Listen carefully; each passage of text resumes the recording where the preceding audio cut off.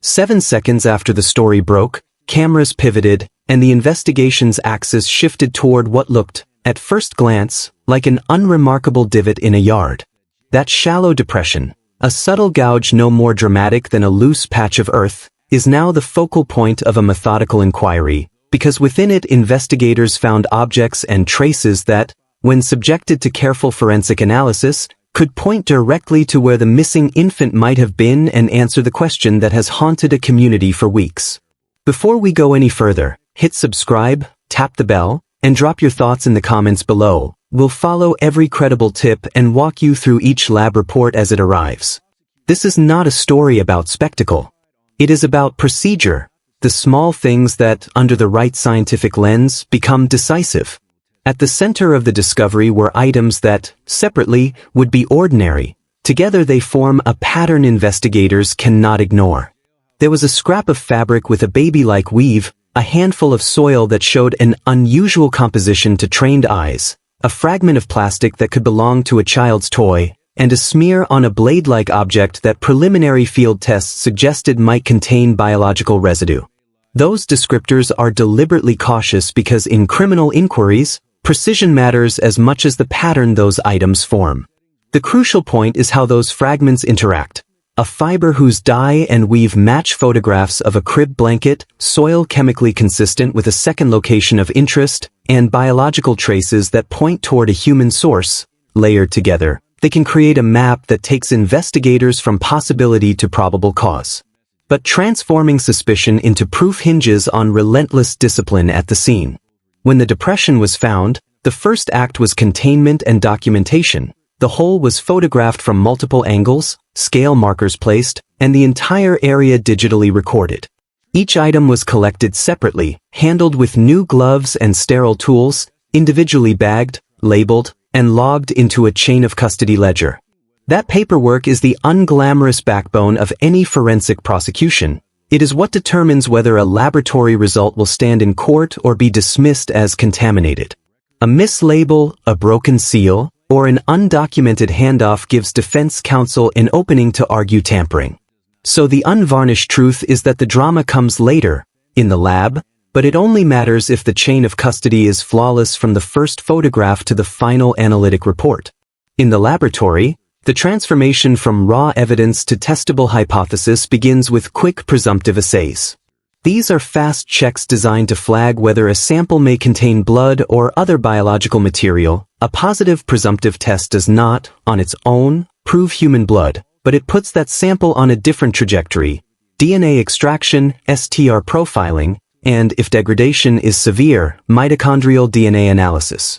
STR profiling compares short tandem repeats in nuclear DNA to reference samples, cheek swabs from relatives, medical records, or prior samples, and can generate a genetic match with high specificity.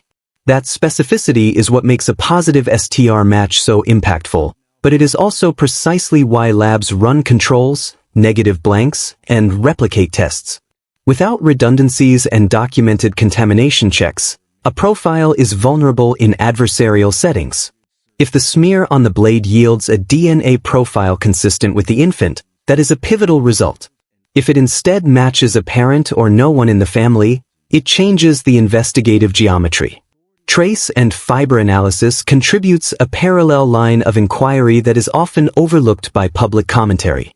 Analysts examine fiber composition, cotton, polyester, acrylic, thread count, weave patterns, and dye chemistry under both microscopic and chemical techniques.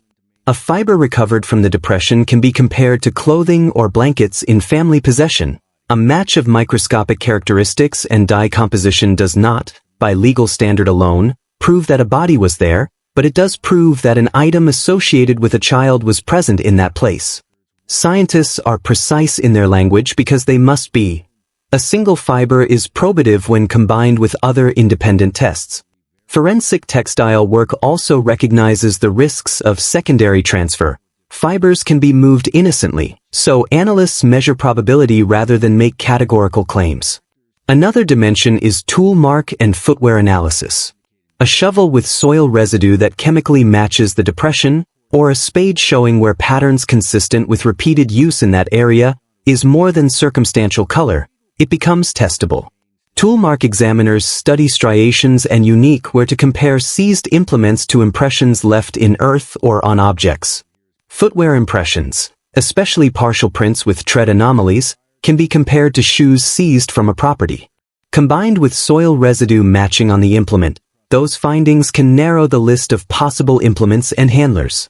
Analysts treat these matches as part of a mosaic. No single toolmark alone usually proves a narrative, but alongside DNA and soil signatures it becomes highly persuasive.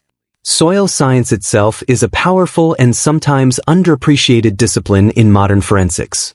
Soils vary in mineral content, microfossil assemblages, organic particulates, and trace element profiles. Labs can run geochemical and mineralogical analyses that amount to a fingerprint.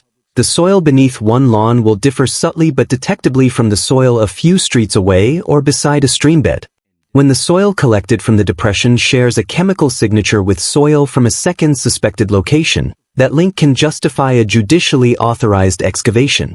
Importantly, soil matches are probabilistic and must be presented with statistical care.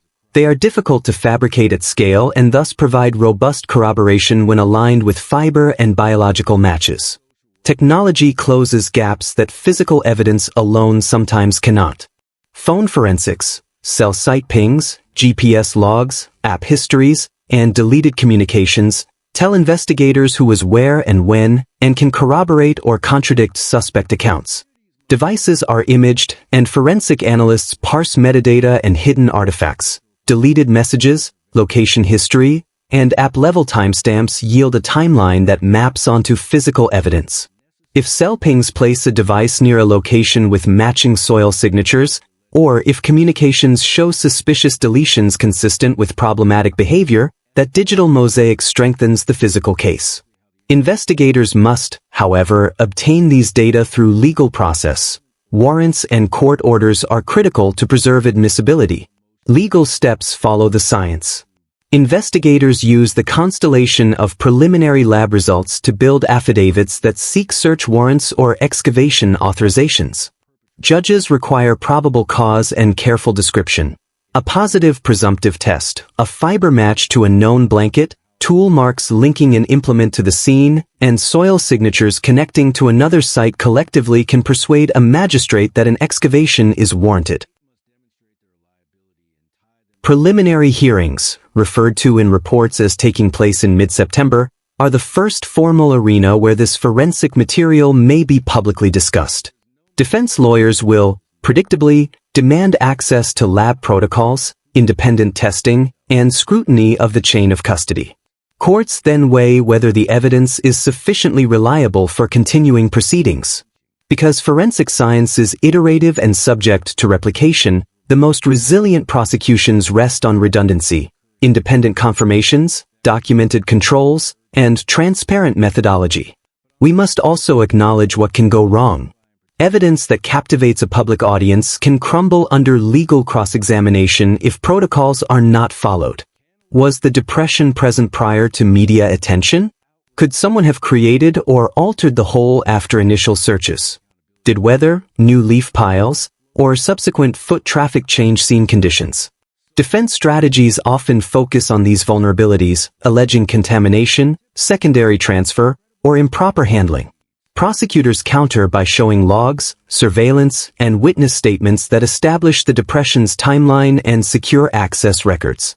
The integrity of every step, from the officer photographing the hole to the technician sealing a sample bag, is the ultimate hinge on which admissibility turns.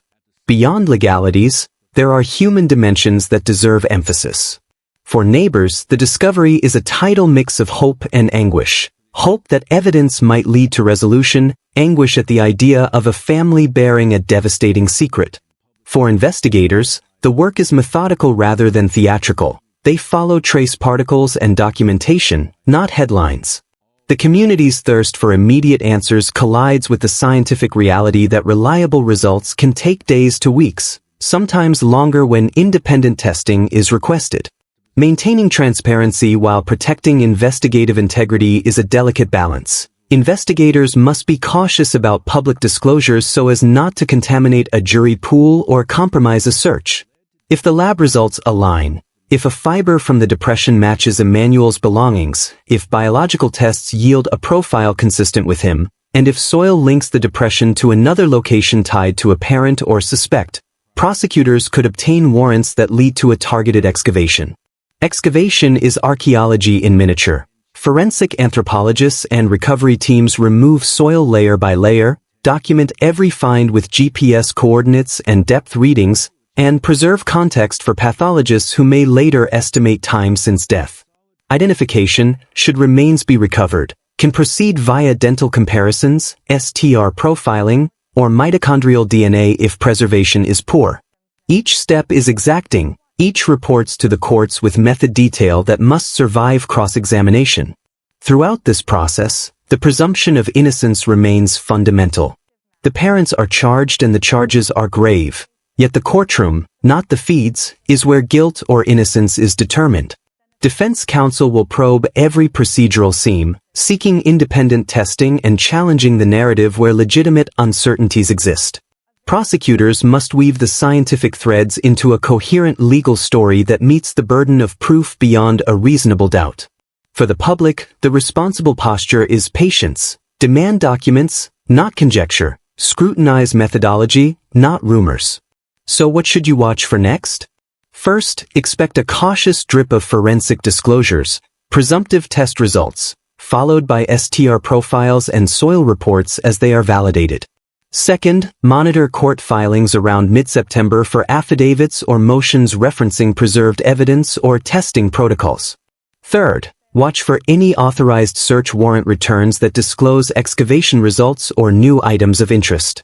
Finally, look for independent confirmations, laboratories and peer reviewers that verify methods and controls. Those are the moments when possibility converts toward proof. In the end, a small depression at the edge of a yard reminds us how microscopic evidence can shape monumental outcomes. A single fiber, a smear that yields a DNA profile, a soil fingerprint, each is a small window into a much larger truth. What matters is not the theater of discovery but the rigor of the follow-up, airtight chain of custody, redundant testing, transparent reporting, and patient legal procedure. For a grieving community, that patience is often the hardest to summon. For investigators and scientists, it is the only path to answers that will hold up under scrutiny. This is an evolving investigation. We will carefully translate each forensic report into plain language as documents emerge, explain what results prove and what they do not, and show how discrete pieces of lab data fit into the legal story. Stay critical, insist on verified documents, and avoid premature conclusions that can do harm. The next chapters will be written in laboratories, in courtroom records, and in the steady work of recovery teams and analysts who turn the small into the decisive. When those documents arrive, we'll walk through them step by step, clear, calm, and exacting.